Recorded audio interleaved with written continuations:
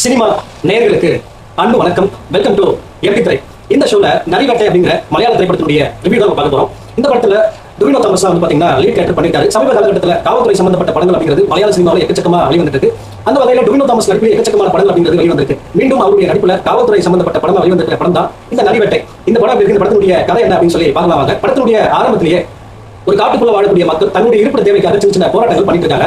இன்னொரு பக்கம் படத்தினுடைய நாயகன் டொவினோ தாமஸ் கையில ஒரு பையுடன் தலைமறைவா இருக்காரு. அவரை போலீஸ் தேடிட்டு இருக்கு. அங்கிருந்து படத்தினுடைய பிளாஷ்பேக் அப்படிங்கிறது ஆரம்பிக்குது. பிளாஷ்பேக்ல டொவினோ தாமஸ் வேலை இல்லாம இருக்கிறத பார்த்து அவருடைய காதலி உட்பட எல்லாருமே அவரை திட்டிட்டு இருக்காங்க. அந்த சமயத்துல வேற வழியே இல்லாம தனக்கு கிடைச்ச கான்ஸ்டபிள் வேலைக்கு போறாரு. தனக்கு பிடிக்காத வேலையா இருந்தாலும் அந்த யூனிஃபார்ம் போட்ட உடனே அவருக்கு ஒரு தைரியம் வருது. அந்த தைரியத்துல ஒருத்தர் பயங்கரமா தாக்குறாரு.